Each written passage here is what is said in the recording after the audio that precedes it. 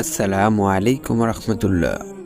সুপ্রিয় দর্শক মণ্ডলী, আশা করি মহান আল্লাহ রব্বুল আলমিনের অশেষ মেহেরবানি ও দয়ায় আপনারা সবাই ভালো আছেন।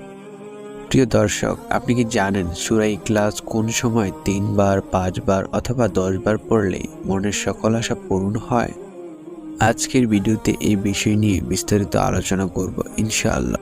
অত্যন্ত গুরুত্বপূর্ণ এই সূরার আমলগুলো জানতে ভিডিওটি না টেনে শেষ পর্যন্ত দেখতে থাকুন। প্রিয় দর্শক, সূরা ইখলাসটি অতি ছোট সূরা হওয়াতে যারা পবিত্র কোরআন শরীফ পড়তেও পারেন না তাদেরও এই সূরাটি মুখস্থ আছে। আপনি কি জানেন এই সূরার ফজিলত কতটুকু? প্রিয় নবী সাল্লাল্লাহু আলাইহি সাল্লাম বলেছেন, সূরা ইখলাসটি হচ্ছে পবিত্র কোরআন শরীফের 1/3 সুবহানাল্লাহ।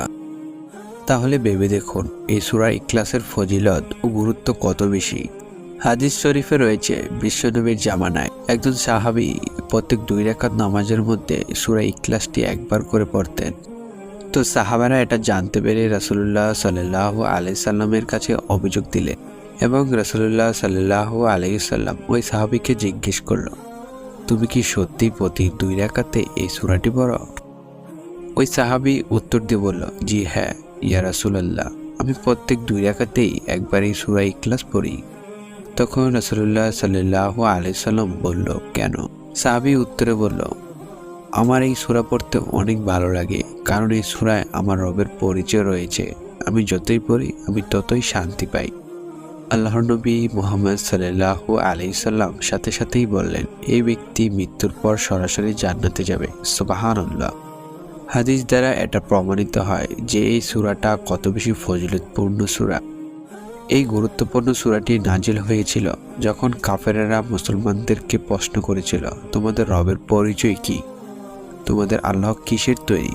তোমাদের আল্লাহ কোথায় থাকে? এভাবে যখন রব্বুল আলামিনের পরিচয় নিয়ে কাফের মুশরিকরা হাসি ঠাট্টা করছিল, তখন তাদের প্রশ্নের উত্তর হিসাবে মহান আল্লাহ রব্বুল আলামিন এই সূরা ইখলাস নাজিল করেন। এই সূরাটির মধ্যে আল্লাহ রব্বুল আলামিনের অস্তিত্বে অনেক সুন্দর ব্যাখ্যা রয়েছে। হাদিস শরীফে রয়েছে, একদিন এক ব্যক্তি রাসূলুল্লাহ সাল্লাল্লাহু আলাইহি সাল্লামের দরবারে উপস্থিত হয়ে বললেন, আমি সূরা ইখলাসকে অনেক ভালোবাসি। তখন রাসূলুল্লাহ সাল্লাল্লাহু আলাইহি সাল্লাম বলেছিলেন, এই সূরাকে ভালোবাসার কারণে তুমি জান্নাতে যেতে পারবে। সুবহানাল্লাহ। অন্য একটি হাদিস শরীফে রয়েছে, আল্লাহর নবী রাসূলুল্লাহ সাল্লাল্লাহু আলাইহি সাল্লাম বলেন, যে ব্যক্তি সকাল বিকাল সূরা ইখলাস, সূরা ফালাক এবং সূরা নাস পাঠ করবে, আল্লাহ রাব্বুল আলামিন তাকে সব ধরনের বালা মুসিবত, বিপদ আপদ এবং সব ধরনের হতাশা থেকে রক্ষা করবেন। সুবহানাল্লাহ। সুপ্রিয় বন্ধুরা, আসুন জেনে নেই এই গুরুত্বপূর্ণ সূরাটি কখন এবং কতবার পাঠ করলে সাথে সাথে মনের সকল আশা পূরণ হবে এবং আপনি আল্লাহ রাব্বুল আলামিনের কাছে যা চাইবেন তাই পাবেন। প্রিয় দর্শক, এই সূরাটি আমল করার সবথেকে উত্তম সময়টি হচ্ছে শুক্রবার আসর নামাজের পর থেকে মাগরিবের নামাজের আগ পর্যন্ত।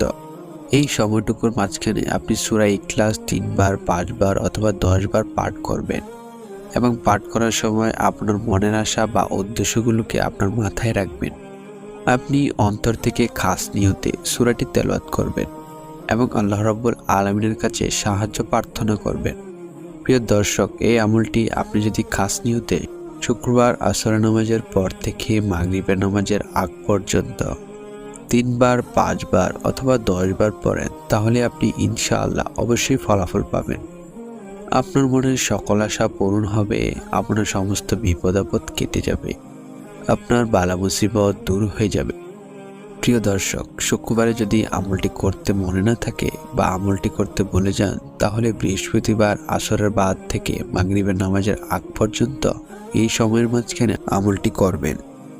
প্রিয় দর্শক, তবুও যদি আমলটি করতে ভুলে যান, তাহলে সপ্তাহে যে কোনো বারে, যে কোনো সময়ে, যখন তখন এই আমলটি করতে পারবেন। কিন্তু আমলটি করার আগে আপনি অবশ্যই 2 রাকাত নামাজ পড়ে নেবেন। এই নিয়মগুলি মেনে যদি আপনি আমলটি করতে পারেন, তাহলে আপনার মনের আশা আকাঙ্ক্ষা মহান আল্লাহ রাব্বুল আলামিন অবশ্যই পূরণ করে দেবেন।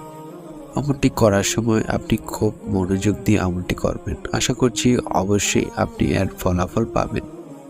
মহান আল্লাহ রাব্বুল আলামিন আমাদের সবাইকে বেশি বেশি করে আমলটি করার তৌফিক দান করুন। আমিন।